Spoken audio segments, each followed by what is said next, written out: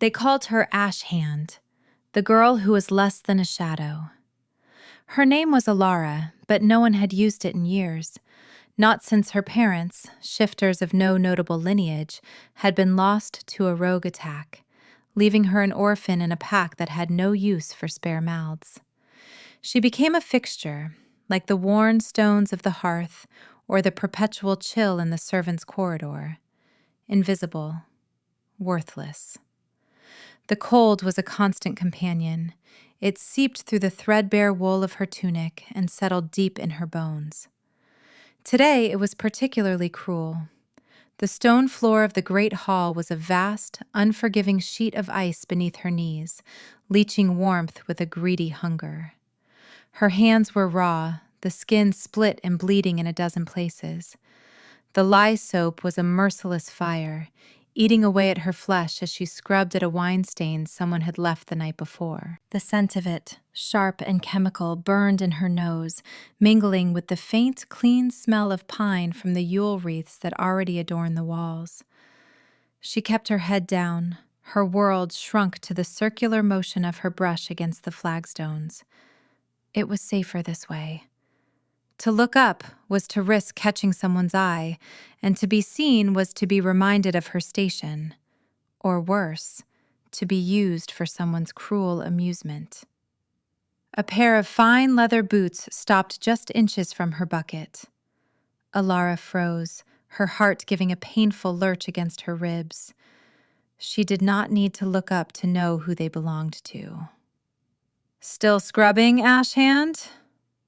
Lyra's voice was like honey laced with poison. She was the daughter of the Pax Beta, beautiful and adored, and she had made Alara her personal project since they were children. Alara said nothing, merely scrubbing a little harder, pretending the dark red stain required all of her focus. A soft, feminine laugh echoed in the cavernous hall. "You missed a spot." Before Alara could react, a cascade of dark, sweet liquid splashed across the stones she had just cleaned. The cloying scent of mulled wine, thick with cinnamon and cloves, filled the air. It pooled around her knees, soaking the hem of her tunic. A cold, sick dread washed over her. This was a fresh patch, twice as large as the first. It would take her another hour, at least. An hour of kneeling on the freezing stone, an hour of lie and pain. "Oh, clumsy me," Lyra sighed, though her voice held no apology. It was bright with vicious satisfaction. "Looks like you'll be here a while longer. Do try to finish before the Alpha's announcement. It would be so embarrassing for you to still be on your knees when he arrives." Another girl who trailed Lyra like a puppy giggled. "She's always on her knees." The words were a physical blow. Humiliation burned hot in Alara's cheeks, a stark contrast to the creeping cold in her limbs. She squeezed her eyes shut, her knuckles white where she gripped the brush. "Don't cry. Don't give them the satisfaction." She heard them walk away, their laughter echoing off the stone walls, each peal a fresh sting of shame. She stayed there, kneeling in the puddle of wine, the sweet scent making her stomach turn. It was always like this, a constant battery of small cruelties designed to grind her down, to remind her that she was nothing, an orphan, an omega with no family, no power, no worth, a ghost who scrubbed floors. But deep inside, in a place she kept hidden from everyone, even herself sometimes, a tiny ember of defiance still glowed. They could take her name.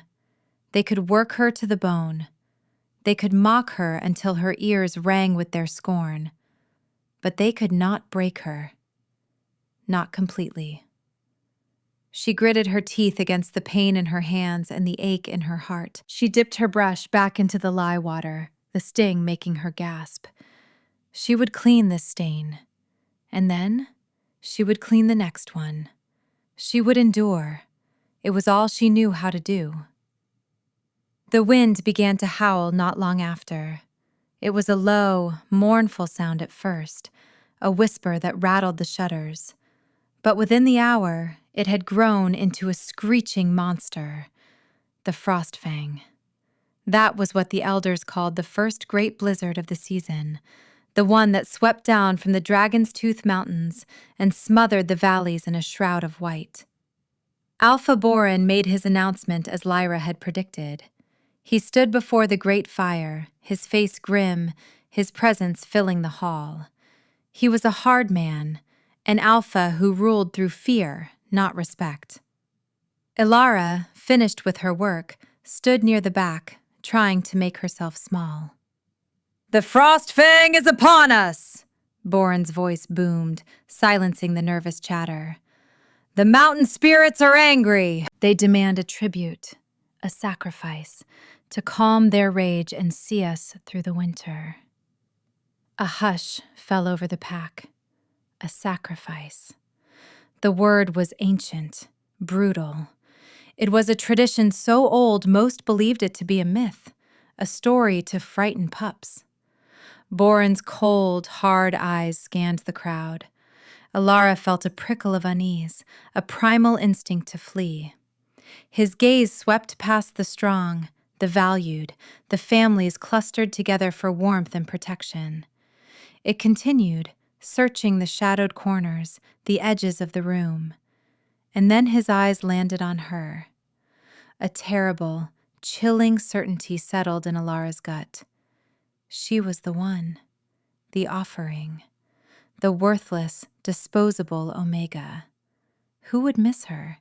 Who would speak for her? "We will make an offering of our own," Borin declared, his gaze still locked on Ilara. He didn't need to say her name. Everyone knew. A collective, relieved sigh seemed to pass through the room as every eye turned to her. A show of humility, a plea for mercy. Lyra was smiling. It was a triumphant, ugly expression. This was better than a spilled cup of wine. This was the ultimate humiliation, the final disposal. Two of Borin's guards seized Ilara's arms. She didn't struggle. What was the point? Her feet felt like lead as they dragged her from the hall, out into the raging heart of the storm. The wind sliced like claws, stealing her breath. Snow, sharp as sand, blasted her face. They took her up the winding path toward the mountain pass, to a clearing where a single, jagged monolith of black stone stood against the swirling white. The offering stone. It was real. They bound her to it with thick, coarse ropes, her back pressed against the freezing rock. The cold was immediate, absolute. It was a physical entity, a predator sinking its teeth into her. They tied her hands and feet, leaving her exposed to the full fury of the blizzard. "The spirits will be pleased," one of the guards muttered, his voice barely audible over the gale. Then they were gone, leaving her alone in the roaring white chaos. This is it, she thought, a strange calm descending over her terror. This is how it ends. Not in a fight, not with a bang, but freezing to death, alone on a mountain, as a sacrifice to a god she did not believe in, the final testament to her worthlessness. The cold began to numb her. Her shivering subsided, replaced by a heavy lethargy. The world was a blur of white. The wind screamed a lullaby of death. She felt her consciousness begin to fray, her thoughts unspooling into the storm. Through the thick curtain of snow, she saw movement, a great dark shape stumbling through the drifts. At first, she thought it was a bear, or perhaps one of the mountain spirits Borin had spoken of, come to claim her. The shape collapsed not 20 feet from her stone. It was a wolf of impossible size, its fur the color of midnight, matted with snow and something darker. Blood. A ragged gash ran along its flank, steaming in the frigid air. Its breaths were shallow, ragged puffs of vapor. It was dying, just like her. A strange, inexplicable wave of empathy cut through her own misery. It was a magnificent creature, powerful and proud, now brought low. It was alone, just as she was. They were two dying things in the heart of a storm. Something inside her refused to accept it. That ember of defiance she had guarded for so long flared. She would not die like this, and she would not watch this creature die either. With a surge of desperate strength, she pulled against her bonds. The coarse rope bit into her wrists, already raw from the lie. She twisted, pulling, sawing her flesh against the fibers. Pain, sharp and hot, shot up her arm. She ignored it. Something gave. The rope around her right wrist, weakened perhaps by age, snapped. Her hand was free. It was a clumsy, half-frozen thing, but it was free. Ignoring the screaming pain, she worked at the ropes on her other wrist, her fingers clumsy and numb. It took an eternity, the storm trying to rip the strength from her body. Finally, the knot loosened. She was free of the stone. She fell to her knees in the deep snow, her legs refusing to hold her. She began to crawl. Every movement was agony. The snow was like a thick, icy sludge fighting her. The 20 feet to the wolf felt like a mile. She finally reached it, collapsing beside its massive form. She could feel the faint tremors of its life, the shallow rise and fall of its ribs. The scent of its blood, metallic and sharp, cut through the clean scent of the snow. What am I doing? The question was a faint whisper in her mind. She had no way to help it.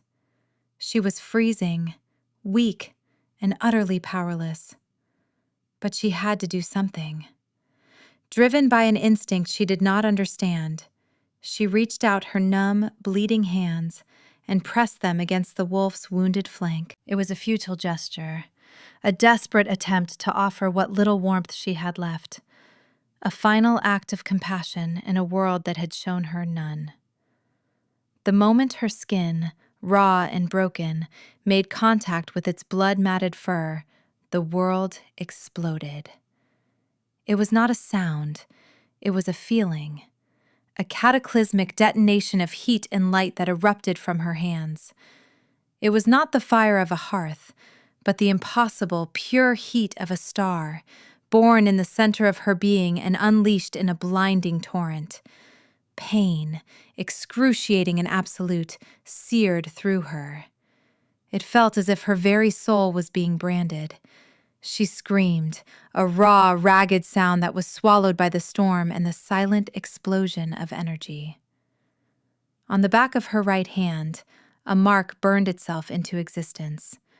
It was a complex, beautiful sigil of light, an intricate pattern that seemed to weave together the image of a snarling wolf's head and the blazing corona of a sun. The light of it pulsed, a beacon in the swirling darkness of the blizzard, before the lines seared into her skin, leaving behind a glowing, golden tattoo.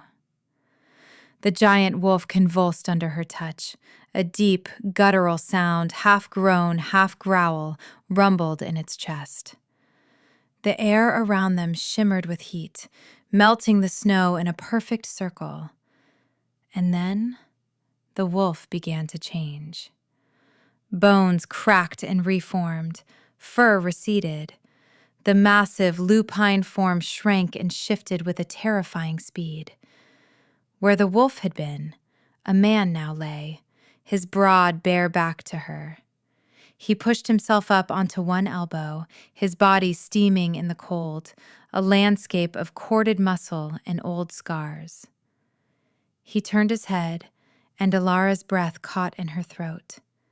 He was brutally beautiful, his face all harsh angles and predatory grace. His hair was as black as the wolf's fur, plastered to his head with melted snow. But it was his eyes that stole the air from her lungs. They were not human. They were the color of molten gold, glowing with an inner light, ancient and terrifyingly powerful. His gaze fell to her hand, to the glowing golden mark branded on her skin. A look of profound, staggering recognition crossed his features. The hardness in his eyes softened, replaced by a dawning wonder that seemed to span centuries. He ignored his own grievous wound, which had miraculously sealed itself shut under her touch, leaving only smooth, unblemished skin. He reached for her, his movements slow, deliberate. Alara flinched back, pure terror overriding everything else. What was happening? Who was this man? This monster? The pain in her hand was a roaring fire, and her mind was a whirlwind of confusion and fear. His golden eyes held hers, and his voice, when he spoke, was a low rumble that seemed to vibrate in the very marrow of her bones. It was deep as thunder, yet impossibly soft. "You're her." The words made no sense. Her? She was no one. She was Ash Hand, a worthless offering left to die. He moved closer, crawling through the melted snow until he was kneeling before her.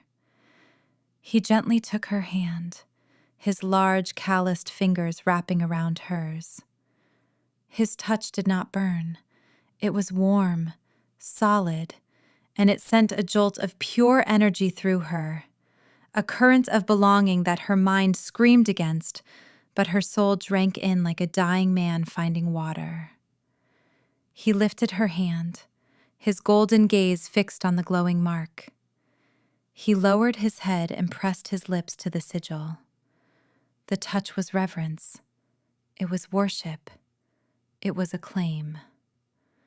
A sob escaped her, a sound of pure, overwhelming confusion.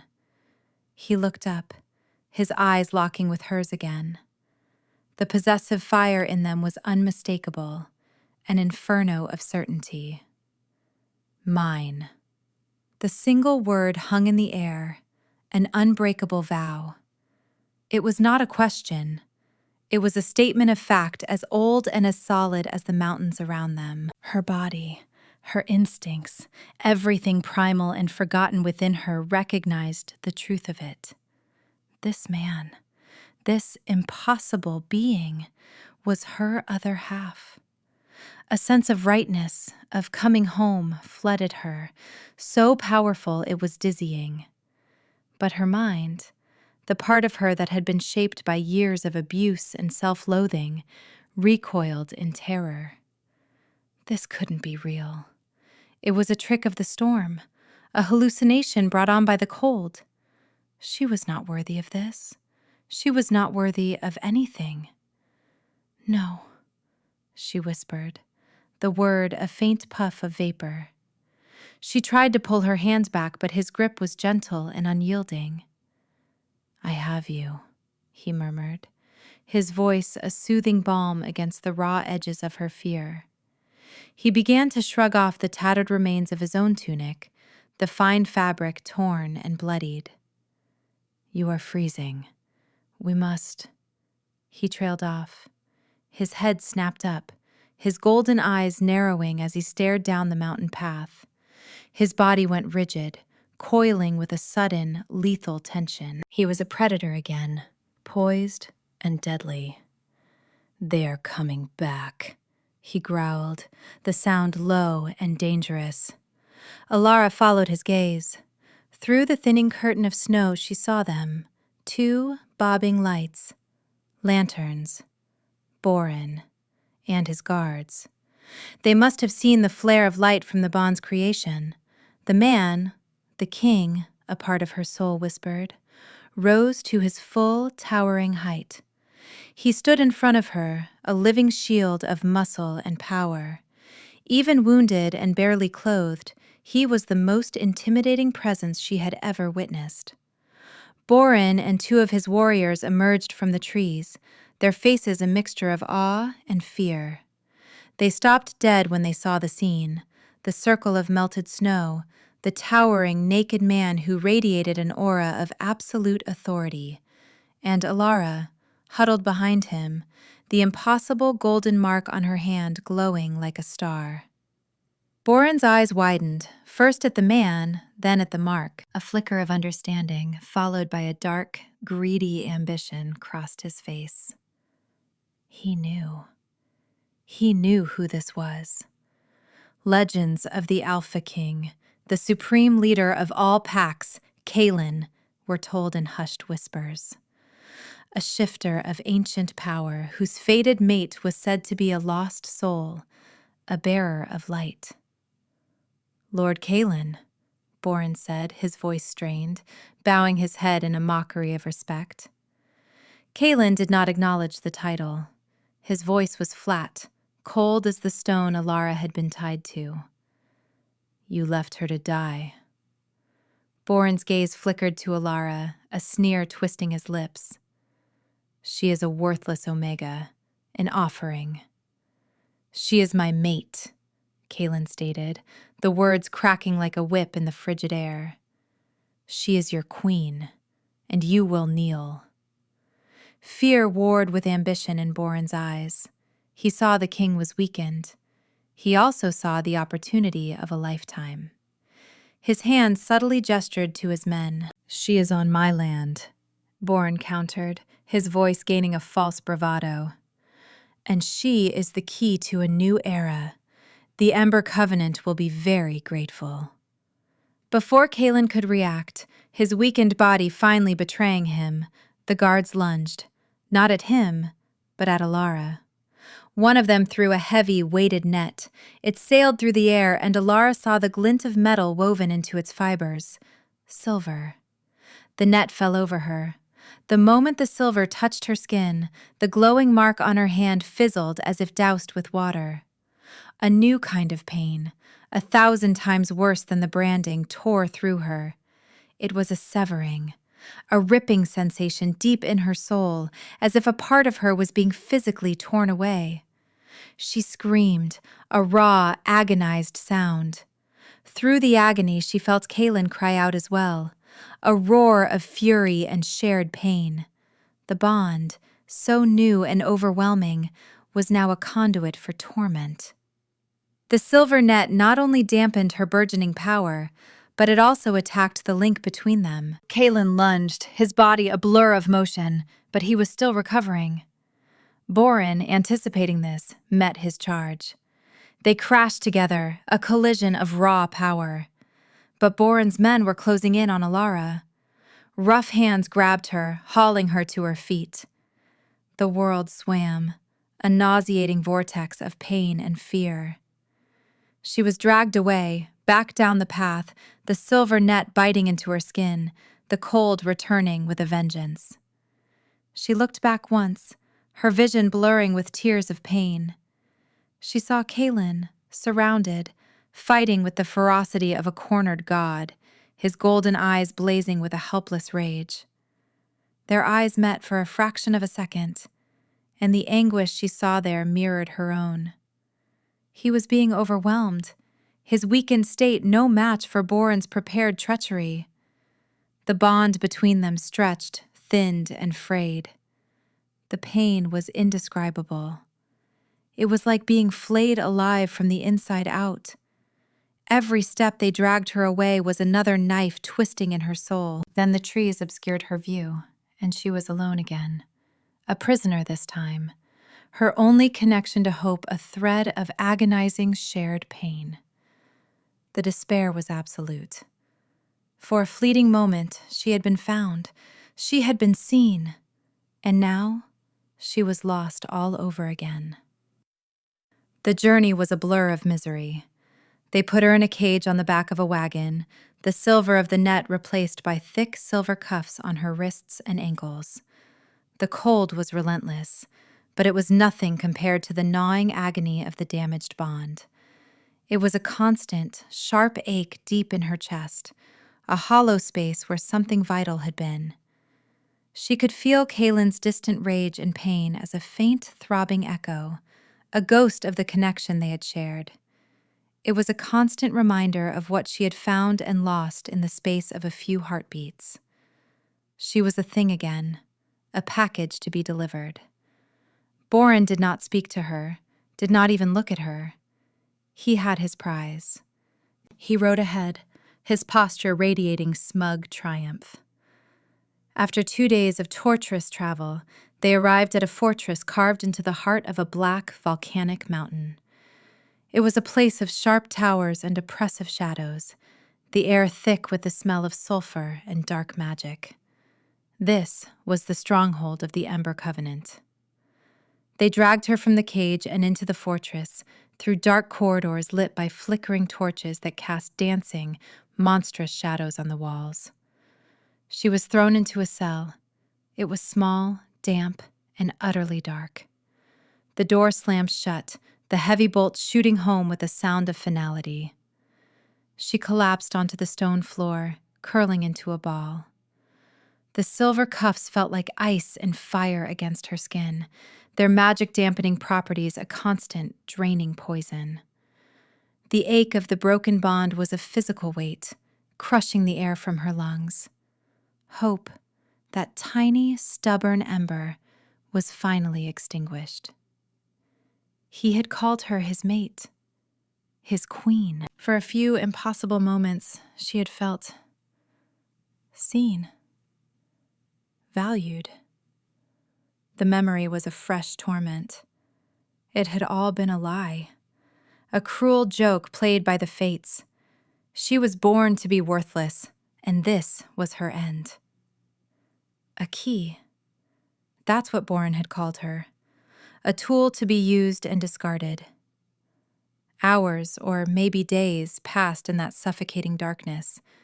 She lost track of time, drifting in a haze of pain and despair. And then, the door opened. A man stood silhouetted in the doorway, light from the corridor outlining his tall, elegant frame. He stepped inside, and the torchlight fell upon his face. He was handsome, with pale skin, silver hair, and eyes the color of twilight. But his smile was a cold, sharp thing that held no warmth. This was not Boren. This was someone far more dangerous. "So, this is the Lost Queen," he said, his voice smooth and cultured, but with an undercurrent of serpentine cruelty. He circled her as she lay on the floor, like a predator examining its prey. "I must admit, I am underwhelmed. I am Lord Valerius." Alara said nothing, just watched him with dull, exhausted eyes. Valerius crouched down, his violet eyes gleaming. "Boren has been well rewarded for bringing you to me. You, my dear, are the key to everything. The Alpha King's one weakness, a weakness I intend to exploit." He reached out and traced the line of her jaw with a single cold finger. She flinched away from his touch. It felt profane, a violation that made her skin crawl. "Kaelin has ruled for too long," Valerius continued, his voice dropping to a conspiratorial whisper. "His time is over. The power of a true bond, a fated pair. It is a legendary source of strength, a strength that belongs to a new king." He stood and began to pace. "I have devised a ritual, a rather ingenious piece of magic if I do say so myself.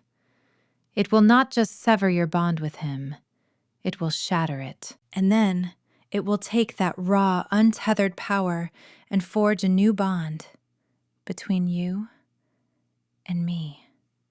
The horror of his words was a physical shock. He wanted to steal the bond, to twist it, corrupt it, and bind her to him. The thought was so vile it made her want to vomit.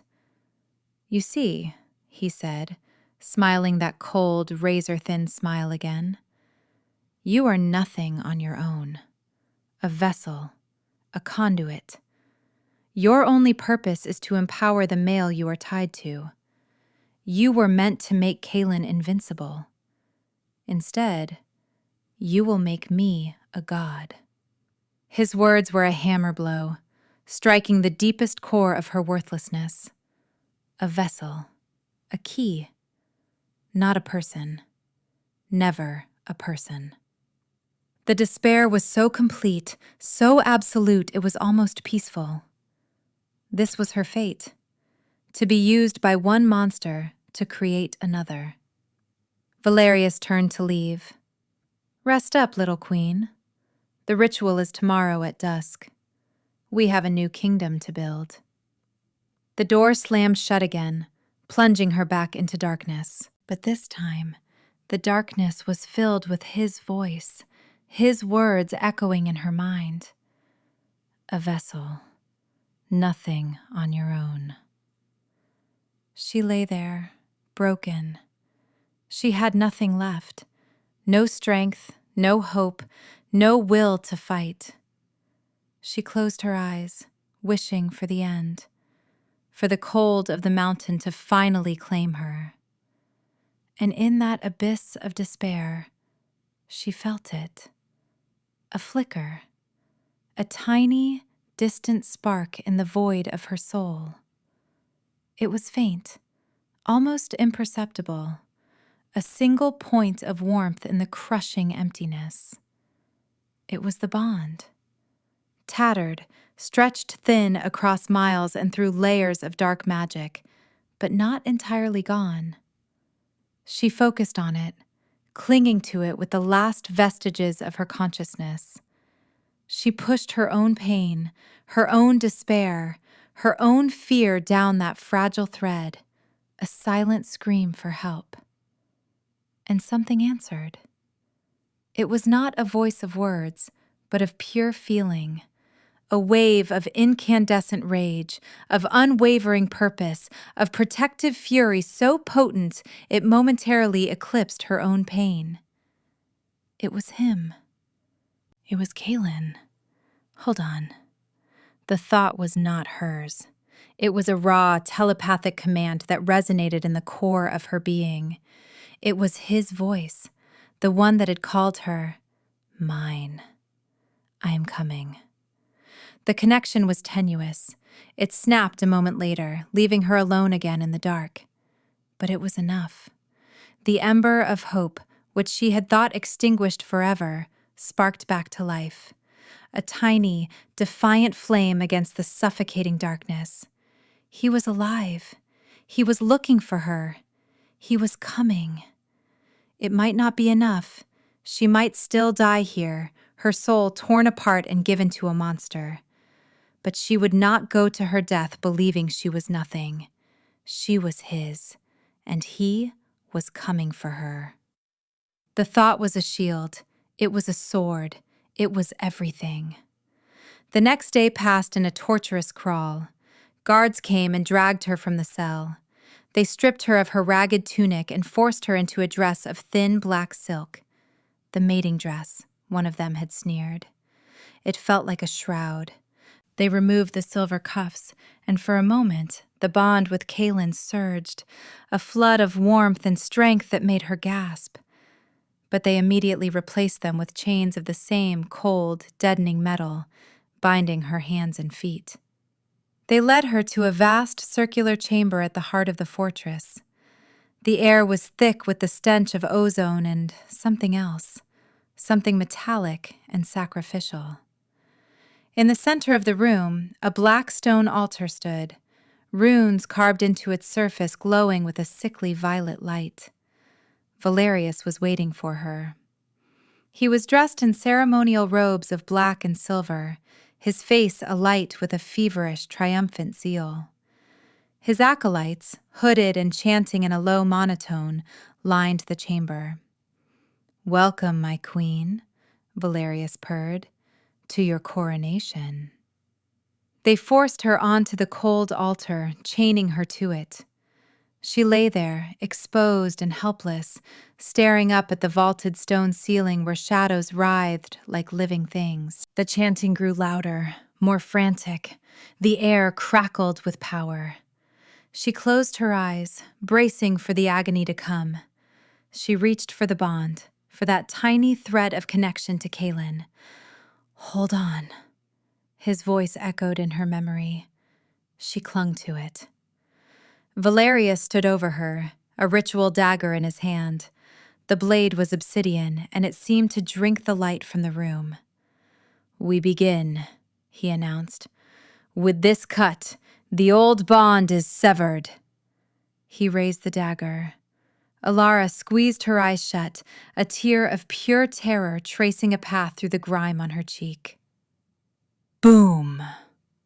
The sound was deafening, a physical impact that shook the very foundations of the fortress. The entire north wall of the chamber exploded inward, a cataclysm of rock and dust and screaming wind. The chanting stopped, replaced by cries of alarm. Through the dust and chaos, figures emerged, massive, powerful forms moving with lethal grace. At their head was a figure of pure, unrestrained fury.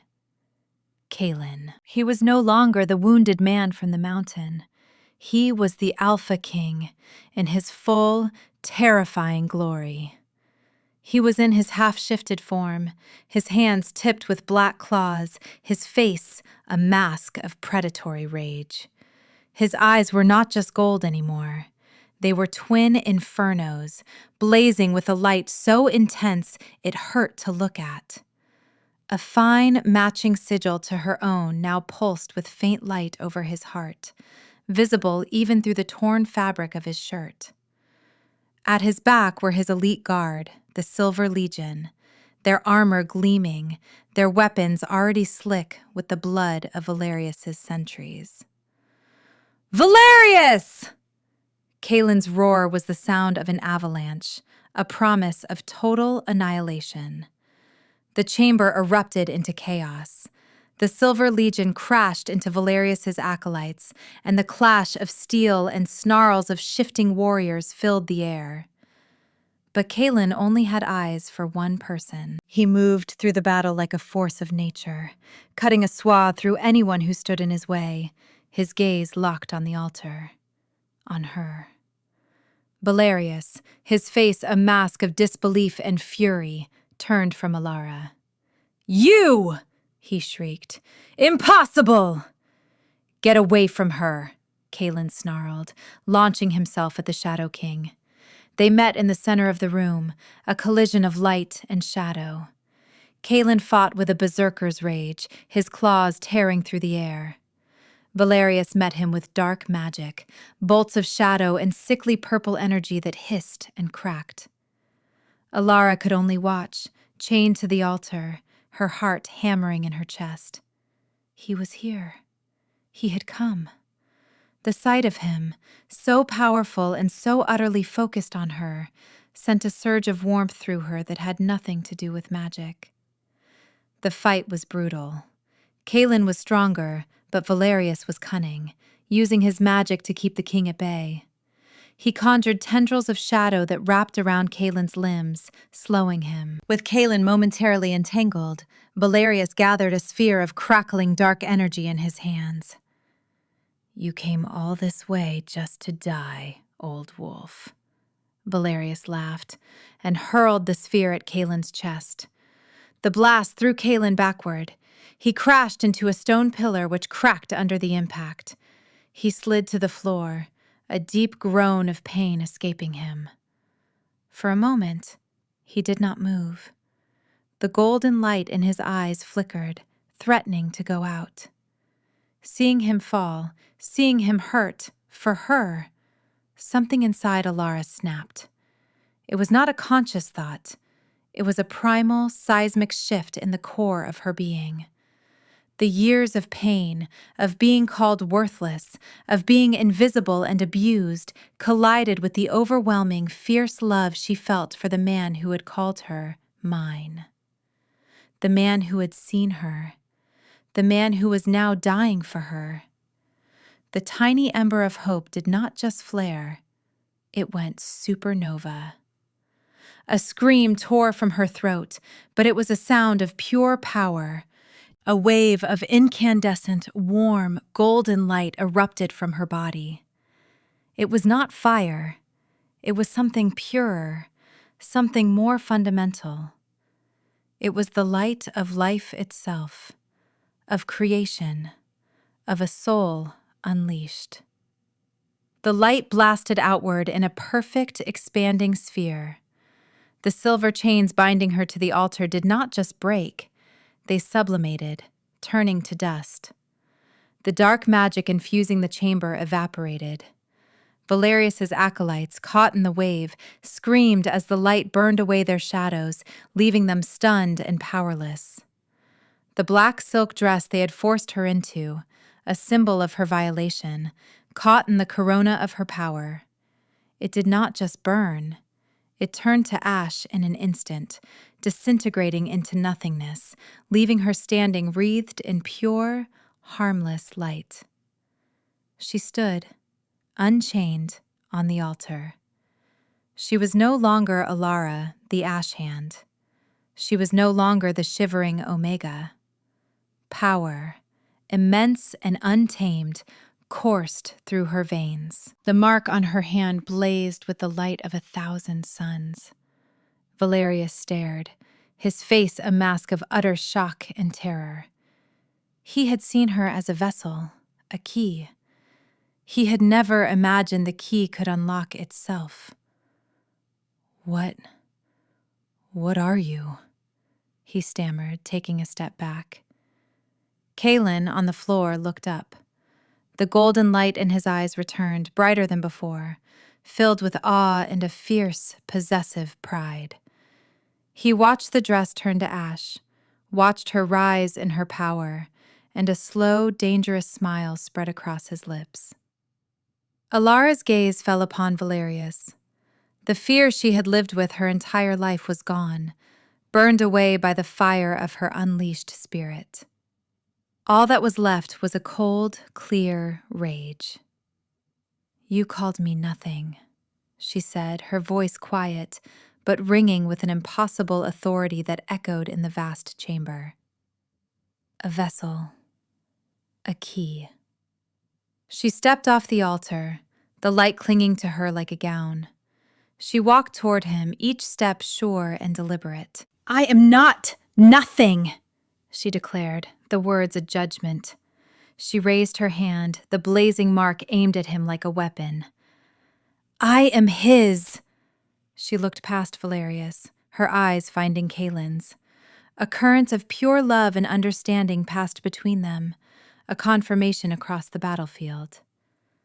"And he," she said, her voice softening for a moment before hardening again as she faced Valerius, "is mine." She thrust her hand forward. A concentrated beam of pure golden light shot from the mark, striking Valerius square in the chest. It was not a killing blow. It was something far worse. He screamed, a high, thin sound as the light did not burn his flesh, but his power. It ripped the dark magic from him, shattering the source of his strength, unraveling the pacts he had made with shadow entities. He collapsed to the floor, not dead, but broken, a hollow shell, his violet eyes now dull and gray, his ambition turned to dust.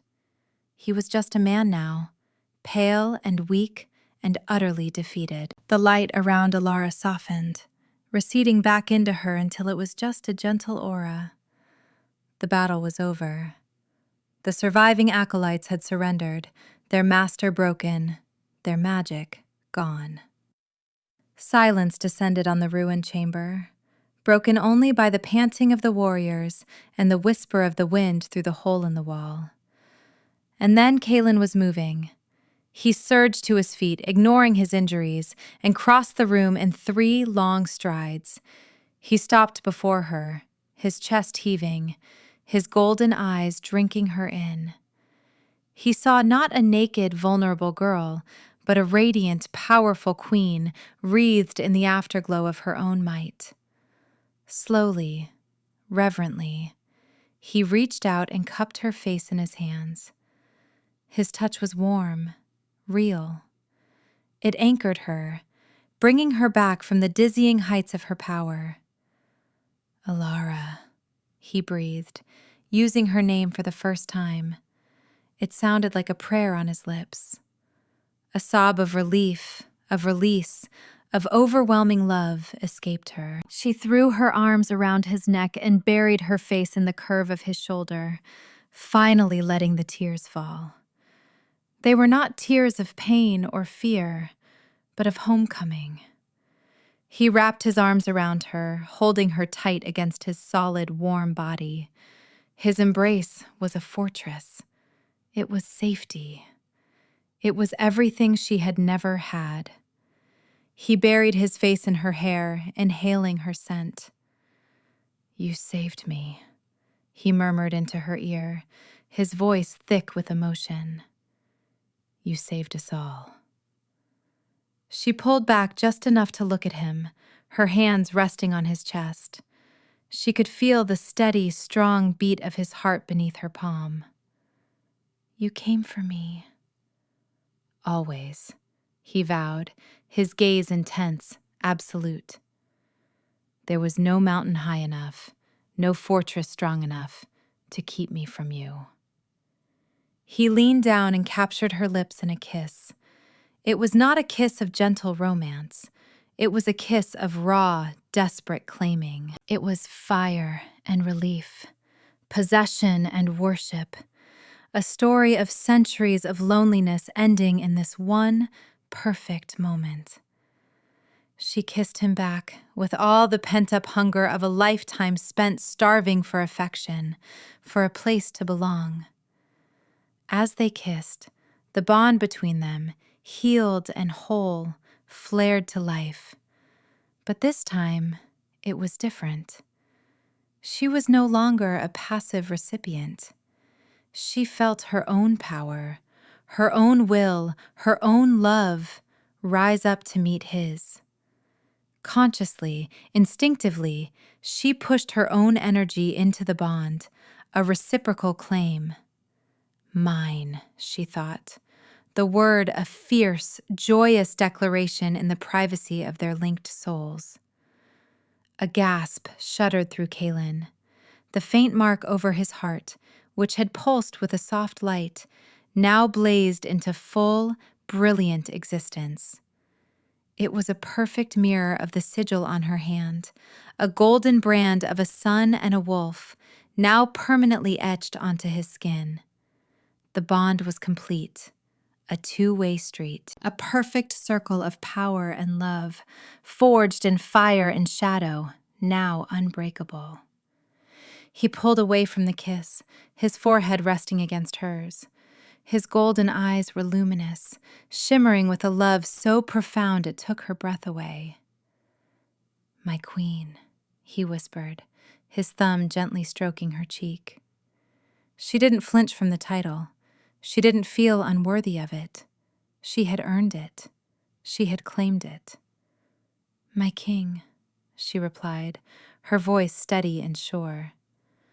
One of his Silver Legion warriors approached, holding out a thick, fur-lined cloak.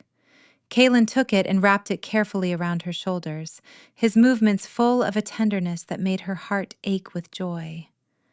The fur was soft and warm against her skin, a comforting weight. He swept her up into his arms as if she weighed nothing. She wrapped her arms around his neck, resting her head on his shoulder, feeling safer than she had ever felt in her life. "Take the prisoners," Kaelin commanded his men, his voice once again the rumbling thunder of a king. "Raze this fortress to the ground. Let nothing remain but dust and memory." He carried her from the ruins of Valerius's stronghold, out into the clean, cold air of the mountains. He did not put her down.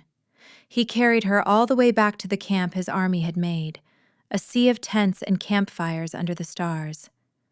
They traveled for a week, leaving the dark volcanic lands of the Ember Covenant behind. They journeyed into the heart of the north, into Kaelin's own kingdom. The landscape changed, becoming more beautiful, more majestic. The jagged peaks gave way to soaring, snow-capped mountains that glittered in the sun.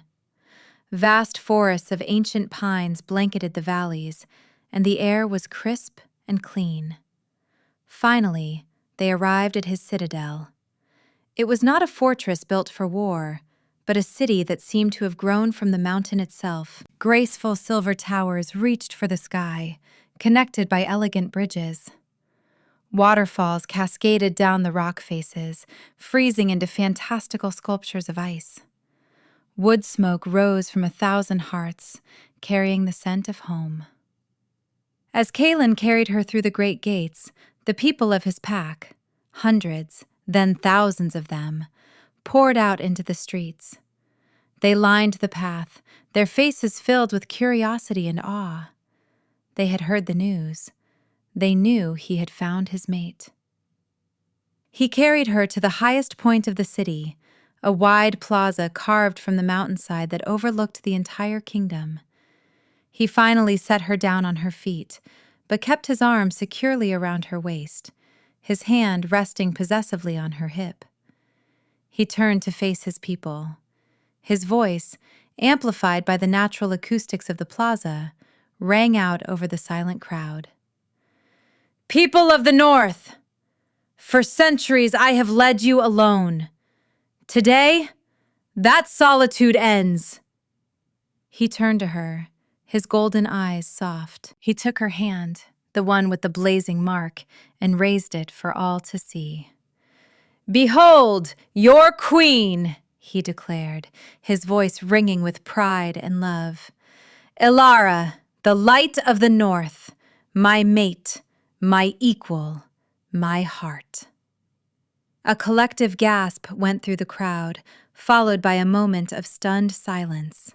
Then, a single wolf howled, a long, joyous sound that was picked up by another and another until the air was filled with a chorus of thousands of voices raised in tribute. It was a welcome, an acceptance.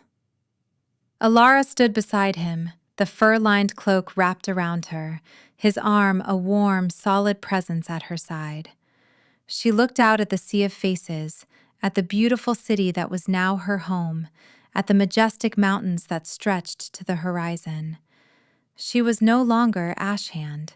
She was not a servant, an orphan, an outcast. She was Elara. She was a queen. She was a woman of immense power, respected and adored. She was loved. Kaelin squeezed her hand and she looked up at him. The love in his golden eyes was a universe unto itself, a promise of a future she had never dared to dream of. She leaned into his side, feeling the warmth of the bond humming between them, a constant, beautiful song in her soul. She was home. Finally, irrevocably home. And she had never felt more seen.